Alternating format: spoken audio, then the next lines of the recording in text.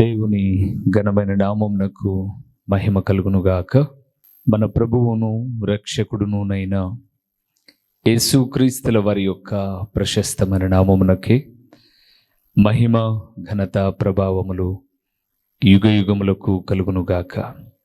సర్వాధికారి అయిన దేవుడు ఆయన గొప్ప కనికరమును బట్టి మరొక శ్రేష్టమైన శుభదినములో ఈ రీతిగా దేవుని మాటలు మనము ధ్యానము చేయుటకు దేవుడిచ్చినటువంటి ఈ గొప్ప సదవకాశమును బట్టి దేవునికి మనము ఎంతగానో స్తుతులు స్తోత్రములు చెల్లించబద్దులమై ఉన్నాము. అదే సమయంలో దేవుని వాక్యం వింటూ ఆత్మీయముగా బలపరచబడుతూ ఉన్న వీక్షకులు, దేవుని ప్రియబిడ్డలైన మీ అందరికీ కూడా ప్రభు అయిన యేసుక్రీస్తు పేరట శుభవందనములు తెలియచేయచ్చు ఉన్నాను. ప్రభువునందు ప్రియులారా, బాగున్నారు కదండి అందరూ? మీ అందరి ఆత్మీయ క్షేమం నిమిత్తమై, ఆత్మీయ ఎదుగుదల నిమిత్తమై, అలాగే దేవుని సన్నిధానములో మనకున్న ఈ ఆత్మీయ సహవాసమును బట్టి దేవాది దేవునికి స్తుతులు చెల్లిస్తూ దినదినము ఒక నూతన విషయాన్ని మీతో మాట్లాడడానికి ఈ దీన సేవకుని ప్రభు నిలవబెట్టుకుంటూ ఉన్నాడు.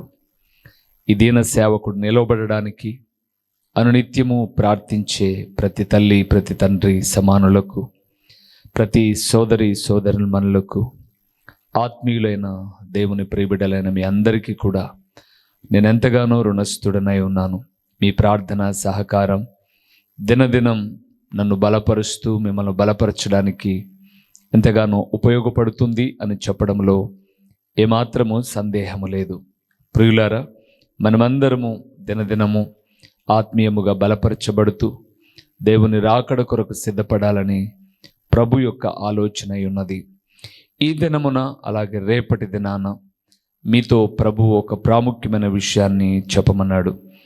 ఈరోజు మనం ధ్యానం చేయబోతున్న అంశభాగము ఏమిటి అనగా, దేవుడు నోరును దేనితో నింపుతాడు. రేపటి దినాన ప్రభు యొక్క సహాయమును బట్టి, చిత్తమును బట్టి ఎందుకు మన నోరు తెరవాలి అన్న విషయాన్ని మనం చూద్దాం. ఎందుకు నోరును దేనితో నింపును అని మాట్లాడుతున్నాను అంటే, మూలవాక్యంలోనికి వెళ్దాం రండి, మీకు అప్పుడు సబ్జెక్టు అర్థమవుతుంది. కీర్తనల గ్రంథము 81వ కీర్తన 10వ వచనాన్ని ఒకసారి మనం చూస్తున్నప్పుడు, ఐగుప్తీయుల దేశంలో నుండి నిన్ను రప్పించిన నీ దేవుడనగు యెహోవాను నేనే. నీ నోరు బాగుగా తెరువు. దేవుడు మాట్లాడుతున్నాడు. నీ నోరు బాగుగా తెరువుము, నేను దానిని నింపుదును. ప్రభునందు ప్రియులారా, నేను ఎంచుకున్న అంశభాగం మీకు అర్థమైంది. దేవుడు నోరును దేనితో నింపును. తల్లి అయితే నోరును ఆహారముతో నింపుతుంది కదండి. తన బిడ్డ ఎప్పుడు ఆకలిగొనేవాడుగా ఉండకూడదు అని తన ఆకలినైనా చంపుకొని తన బిడ్డ నోరును ఆహారం అందిస్తుంది. లోకంలో కూడా మనం కొన్ని వింతలు చూస్తూ ఉంటాం. పశుపక్షాదులను ప్రాముఖ్యంగా చూస్తూ ఉన్నప్పుడు ఆ జీవరాశులు, లోకంలో నివసిస్తున్నటువంటి ఇంటి దగ్గర మనం పెంచుకునే ఒక పావురపు పిల్లను చూస్తే పావురము వెళ్ళి ఆహారాన్ని సిద్ధం చేసుకొని వచ్చి తన బిడ్డ నోటిలో ఆహారాన్ని వేయడం మనం చూస్తాం. అలాగే వేటాడే జీవులు కూడా ఆహారాన్ని తీసుకొచ్చి తన బిడ్డలకు అందిస్తాయి. లోకంలో ఉన్న ప్రతి జీవి ఆహారాన్ని సంపాదించుకొచ్చి తన బిడ్డకు అందివ్వడం మనం చూస్తాం. దేవుడు మన నోరును దేనితో నింపుతాడు? ఈరోజు లోకంలో లోకానుసారమైనటువంటి వ్యక్తులు నోరును రకరకాలైన వ్యర్థాల చేత నింపుకుంటూ ఉన్నారు. కొంతమంది నోటి నిండా తమలపాకులు, కిల్లీలు వేసి ఎప్పుడు నోరును నింపుకొని అశుద్ధి చేసుకుంటూ ఉంటారు. మేము ఈ మందిర నిర్మాణాన్ని చేపట్టిన తర్వాత ఫినిషింగ్ వర్క్ జరిగేటప్పుడు హైదరాబాద్ నుంచి ఈ చుట్టూ మ్యాట్స్ను వేయడానికి, వాల్కు మ్యాట్ వేయడానికి ఫ్లోర్ మ్యాట్ వేయడానికి మేము కొంతమందిని పిలిచాం. వాళ్ళు ఇక్కడ వాళ్ళు కాదు, అంటే హైదరాబాద్ వాసులు కాదు, వాళ్ళు మహారాష్ట్ర అటు సైడ్ ఉన్నటువంటి వారు బీహార్ అటు సైడ్ ఉన్నటువంటి వారు మాత్రమే ఆ పనిని చాలా చక్కగా చేస్తారు అని వేరే వాళ్ళు చెబితే వారిని పిలిచాం మేము. వారికి రాను పోను ఛార్జీలు, ఒక అడుగుకు ఒక ఫీట్కి ఇంత అని ఈ మ్యాట్ వేయడానికి పిలిచాం మేము పని వాళ్ళను. వారు రాగానే ఆహారం ఎక్కడ దొరుకుతుందో అడగలే వాళ్ళు, మాకు టిఫిన్ ఏం దొరుకుతుందో అని అడగలే వాళ్ళు. ఇక్కడ దుకాన్ కిదర్ హై అని అన్నారు, ఇక్కడ అంగడి ఎక్కడుంది అని అడిగారు. ఏంటి అని అడిగితే అంగడి కావాలి అన్నారు. అంగడి దగ్గరికి వెళ్ళి మరలా పోవడానికి కొంచెం ఆలస్యమైనా పర్లేదని చెప్పేసి ఇన్ని పాన్ పరాకులు తెచ్చుకున్నారు, గుట్కాలు తెచ్చుకున్నారు.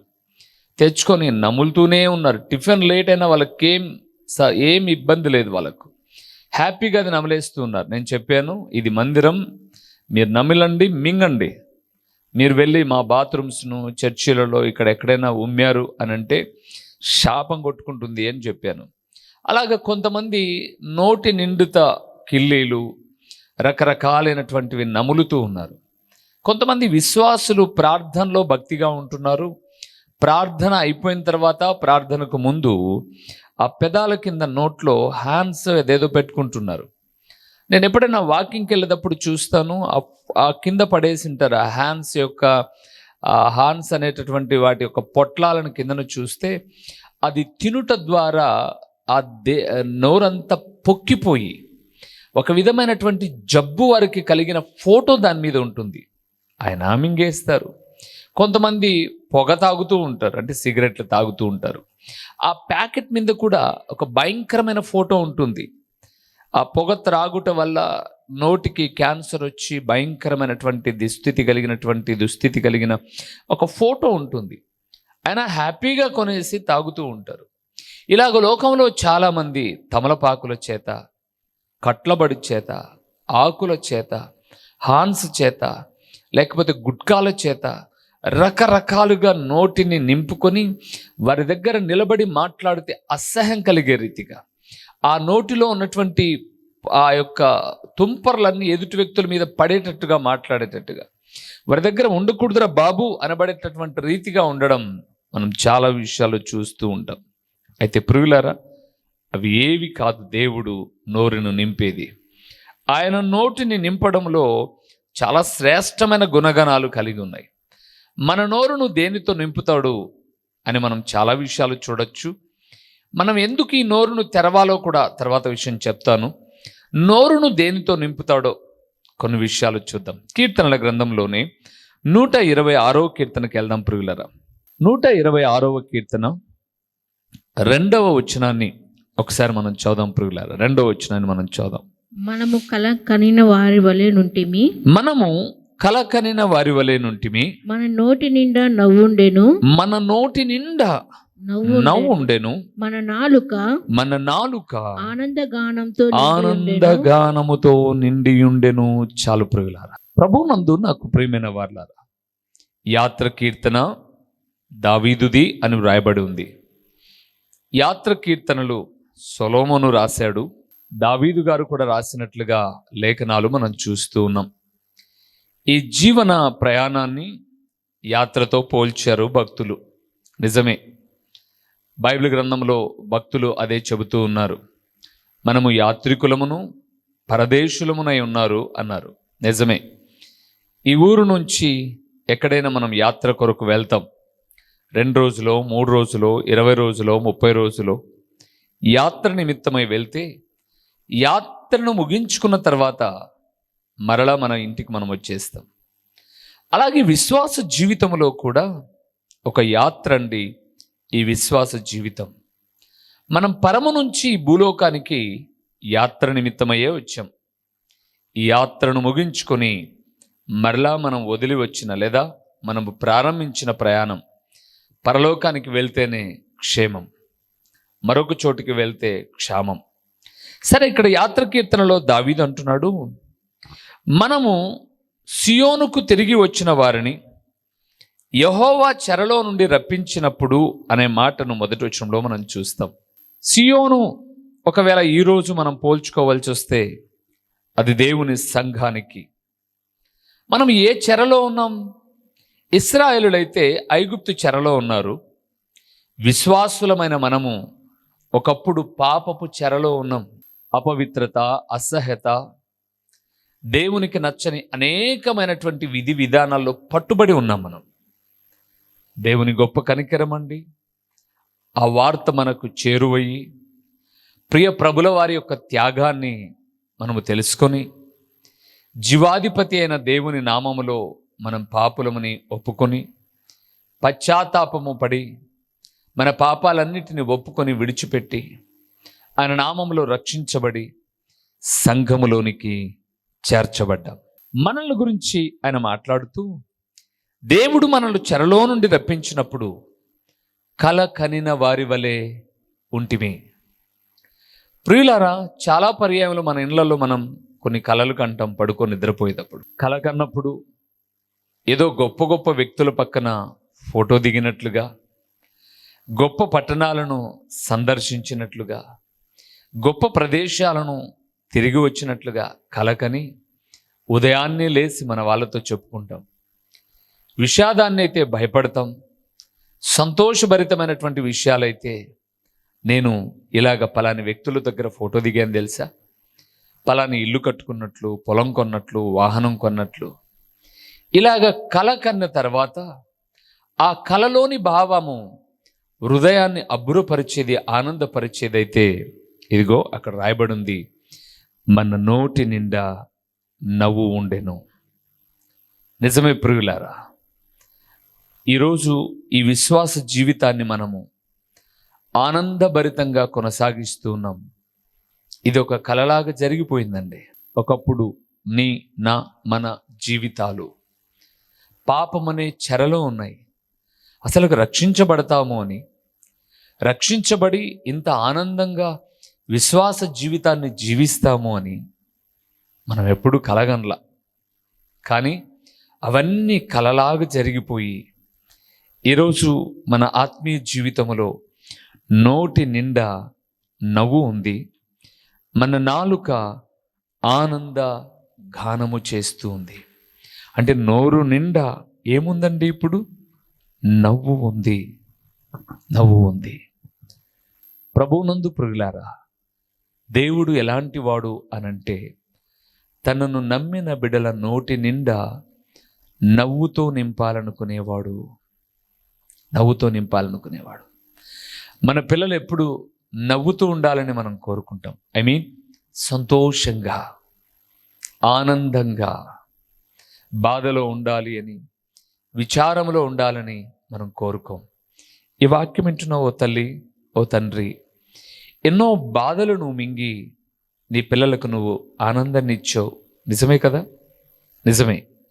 ఒక తండ్రిగా నేను ఈ వాక్యము ప్రకటిస్తూ ఉన్నప్పుడు ఆత్మీయమైనటువంటి బిడ్డలండి, సంఘపు బిడ్డలు, ఎన్నో విషాద సంఘటనలు వారు నాకు కలిగించినప్పటికీ అవి మనసులో పెట్టుకొని కక్ష పడుకోకుండా అలాంటి వాటిని విడిచిపెట్టి ఆనందముగా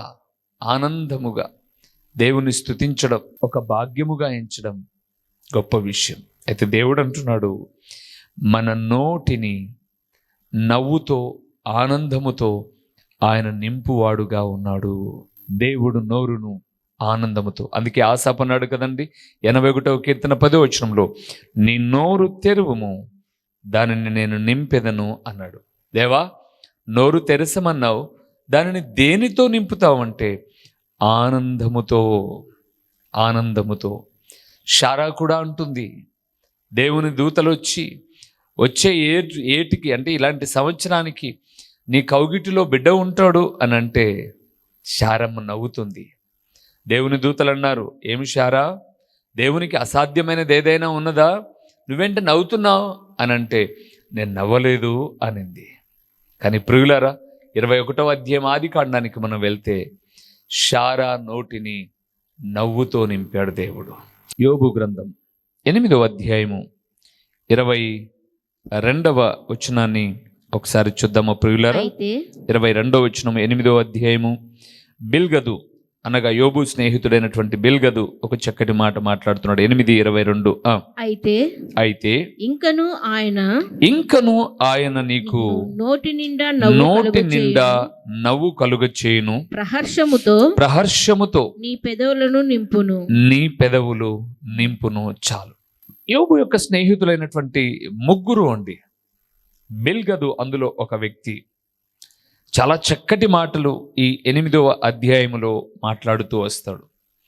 యోబు, నీ నీతికి తగినట్టుగా నీ నివాస స్థలమును ఆయన వర్ధిల్ల చేస్తాడు అని చెబుతూ 7వ వచనంలో అంటాడు, మొదట నీ స్థితి కొద్దిగా నుండినను నీవు తుదకు మహాభివృద్ధి నొందెదవు అన్నాడు. అలాగే 11వ వచనంలో బురద లేకుండా జమ్ము పెరుగునా, నీళ్లు లేకుండా రెల్లు పెరుగునా అని ఒక మాట అన్నాడు. ఎందుకు ఆ మాట అన్నాడు అని చూస్తే, చాలామంది కష్టం వచ్చినప్పుడు దేవుని మర్చిపోతూ ఉన్నారు. ఆశాపాతకులందరి గతి అలాంటిదే. కానీ నువ్వు దేవుని మరవనటువంటి వారివి అని అంటూ 20వ వచనంలో ఒక అద్భుతకరమైన మాట అంటాడు. ఆలోచించుము, దేవుడు యథార్థవంతుని త్రోసివేయుడు, దుష్కార్యములు చేసేవాన్ని నిలవబెట్టడు అని అంటూ, యోబు, ఇన్ని కష్టాల్లో ఉన్నావు కదా, నువ్వు పిల్లలను పోగొట్టుకున్నావు. చాలా మంచి మాటలండి. 8వ అధ్యాయం మీరు తర్వాత చదవండి. పిల్లలను పోగొట్టుకున్నావు, ఆస్తిని పోగొట్టుకున్నావు, భార్య నిర్లక్ష్యమైన మాటలకు గురి అయ్యావు, బంధువర్గం దూరం అయ్యారు, అన్నీ కోల్పోయావు యోబు.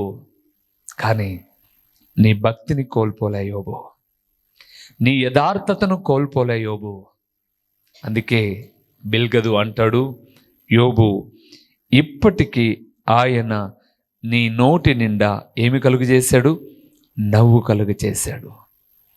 దేవునందు నాకు ప్రియమైన వారలారా, శ్రమలలో కూడా ఆయన వైపు చూస్తే ఆయన నోటి నిండా నవ్వు కలుగ చేసేవాడు.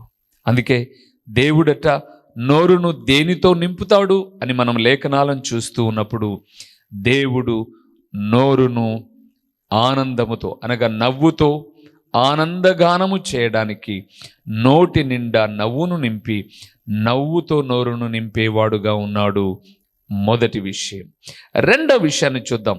దేవుడు నోరు తెరిచినప్పుడు దేనితో నింపుతాడో. ఎహెచ్కేలు గ్రంథం, పరిశుద్ధ బైబిల్ గ్రంథము నుంచి ఎహెచ్కేలు గ్రంథం 3వ అధ్యాయము 2వ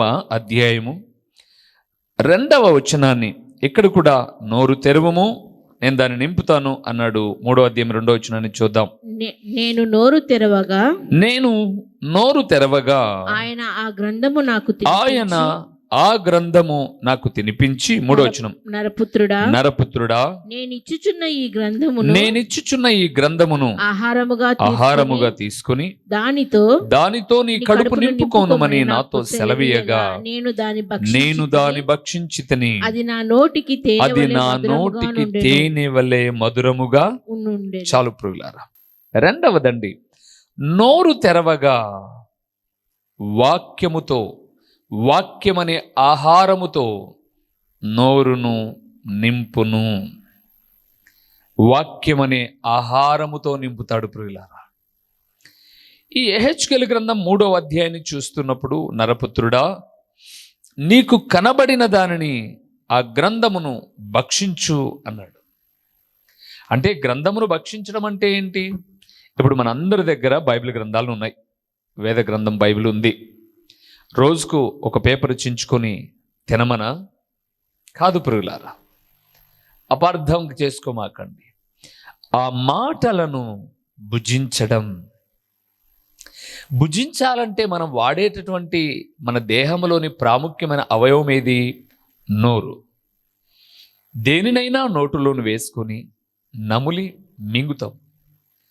పశువులైతే పొలములోనో ఎక్కడో గడ్డి తినేసి ఇంటికి వచ్చిన తర్వాత నెమరు వేస్తాయి. మీరు గమనించండి, పశువుల దాకా వద్దు, మనుషుల గురించే మాట్లాడదాం. మనం ఏదైనా నోటులో పెట్టుకున్నప్పుడు, నములుతూ ఉన్నప్పుడు మన నాలుక ఆ నములుతున్న ఆహారములో నుంచి వస్తున్నటువంటి రసముతో హృదయము ఆనందానికి లోనవుతుంది, రుచిగల ఆహారాన్ని బట్టి. ఈరోజు ఈ మాట వింటున్న దేవుని కుమారుడా, దేవుని వాక్యాన్ని భుజించేటప్పుడు నీ హృదయము ఆనందముతో ఉప్పొంగుతుందా లేదా ఆలోచన చేయి.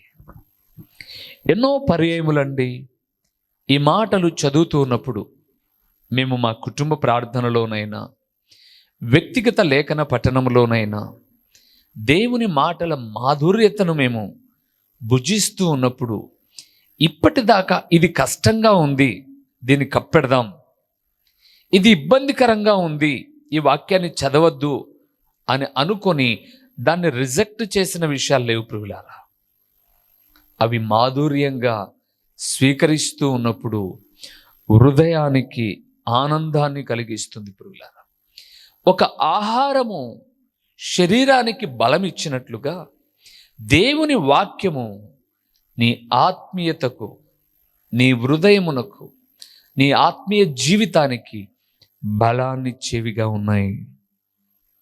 అందుకే దేవుని కుమారుడా, దేవుని కుమార్తె, ఈ వాక్యమును భుజించుట నేర్చుకో. నీవు నోరు తెరిస్తేనే దాన్ని భుజించగలవు. కీర్తనాకారుడు ఒక మాట అన్నాడు చూడండి. నేను ముగింపులోనికి రాకముందుగా ఒక మాట చెప్తాను. 132వ కీర్తన 15వ వచనాన్ని ఒకసారి చూద్దాం. దాని ఆహారమును నేను నిండారులుగా దీవించెదను, దానిలోని బీదలను ఆహారముతో తృప్తిపరిచెదను.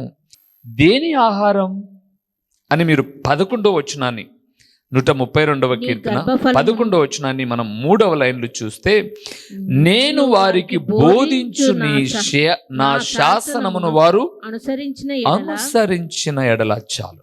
అక్కడ అన్నాడు 132వ కీర్తన 15వ వచనములో, దాని ఆహారమును నేను నిండారులుగా దీవించెదను, దానిలోని బీదలను ఆహారముతో తృప్తిపరిచెదను అన్నాడు. ఏ ఆహారము? బోధించేటటువంటి ఆయన శాసనములు.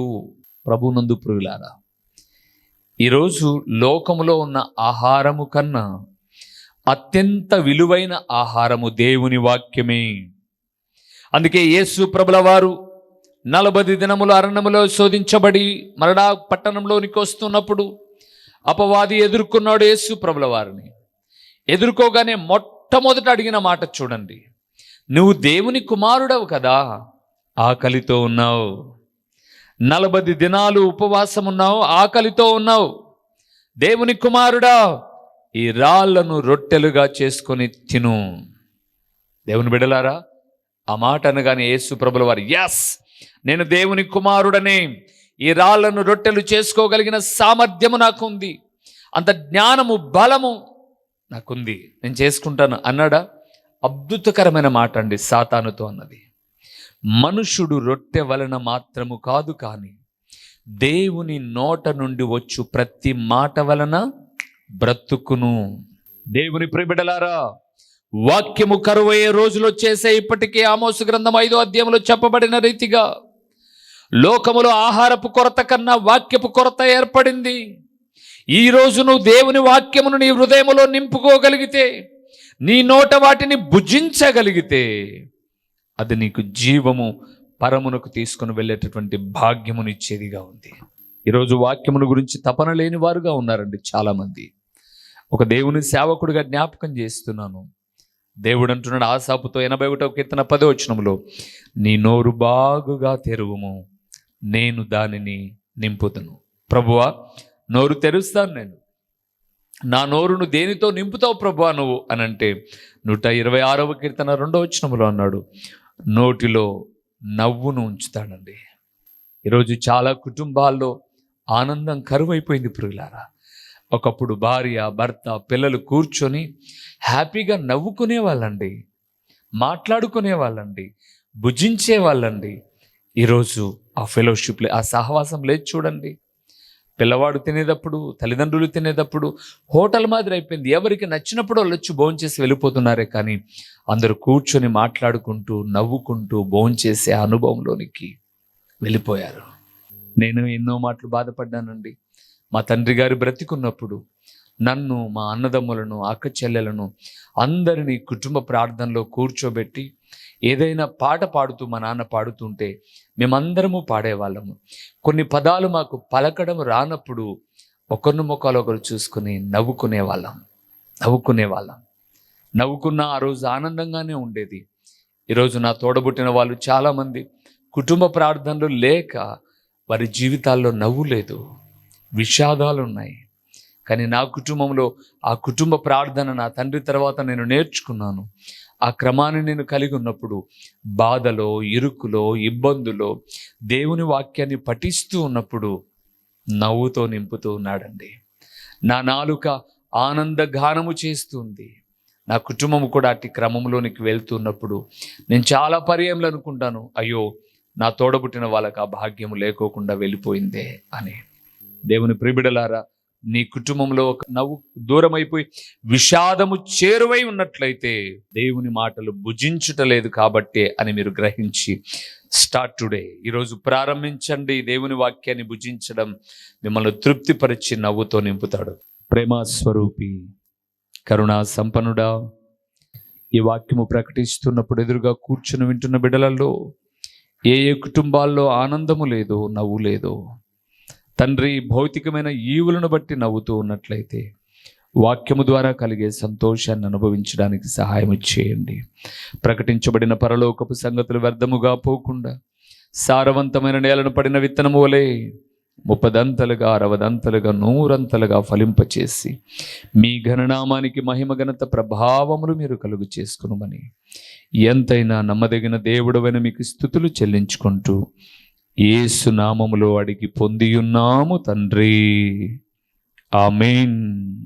ప్రభువైన యేసుక్రీస్తు పేరట దేవుని వాక్య వీక్షకులైన ఆత్మీయులైన మీ అందరికీ నిండు వందనములు తెలియచేయుచున్నానండి. ప్రభువునందు ప్రియులారా, దేవుని మహాకృపను బట్టి ఈ ప్రార్థనా ఛానల్ ద్వారా, యూట్యూబ్ ద్వారా 5 సంవత్సరాలు ఇప్పటిదాకా దేవుని మహాకృపను బట్టి 100 ప్రసంగములు మీకు అందించడానికి ప్రభు సహాయం చేశాడు. ఈ సమయంలో ఒక ప్రాముఖ్యమైన ప్రకటన ఏంటి అనగా, మీరు ఎప్పుడైనా పులివెందుల ప్రాంతానికి, ప్రొద్దుటూరు ప్రాంతానికి వచ్చినా ఈ 2 చోట్ల ఉదయ సాయంకాలపు కూడికలు జరుగుతూ ఉన్నాయి. పులివెందుల ప్రాంతంలో అయితే ప్రతి ఆదివారం ఉదయం 9 గంటల నుంచి 11 వరకు ప్రతి ఆదివారము ప్రభు బల్లారాధన ఉంటుంది. ప్రొద్దుటూరులో కూడా ఉదయకాలము 9 గంటల నుంచి 11 గంటల వరకు ప్రభు బల్లారాధన. తిరిగి ప్రొద్దుటూరులో సాయంకాలం 6:30 గంటల నుంచి 8:30 వరకు సాయంకాలపు సువార్త కూడికలో దేవుని సేవకుడినైన నేను వచ్చి దేవుని వాక్యాన్ని ప్రకటిస్తాను. మీరు ఒకవేళ ఈ ప్రాంతానికి ఎప్పుడైనా వచ్చినా, లేదా మీరు ఈ ప్రొద్దుటూరు పులివెందుల ప్రాంత వాసులైతే దేవుని వాక్యము మాత్రమే ప్రకటిస్తున్న అమూల్యమైన సందేశాలను వినుట కొరకు మిమ్మల్ని ప్రేమతో ఆహ్వానిస్తున్నాను. ఎందుకు మీరు ప్రొద్దుటూరు పరిసర ప్రాంతాలలో ఉన్నవారైతే సాయంకాలపు సువార్త కూడికకు సూపర్ బజార్ రోడ్డులో ఉన్నటువంటి క్రీస్తు ప్రార్థనా గృహానికి మీరు రాకూడదు. మిమ్మల్ని ప్రేమతో ఆహ్వానిస్తూ ఉన్నాను. రండి ప్రియులారా, మీరు నేను కలిసి దేవుని నామాన్ని కనపరుద్దాం. ఒకవేళ పులివెందుల ప్రాంతంలో ఉన్నట్లయితే ఇక్కడికి రండి, ఆ ప్రొద్దుటూరు ప్రాంతంలో ఉన్నైతే అక్కడికి రండి. లేదా మీరు ఈ రెండిటికి మేము దూరంగా ఉన్నాము అనంటే ప్రతిరోజు యూట్యూబ్లో ఒక సందేశం ఉంటుంది, వీక్షించండి, ఆత్మీయమైన మేలులు పొందండి. ప్రభు పేరట మీ అందరికీ నిండు శుభాభివందనములు.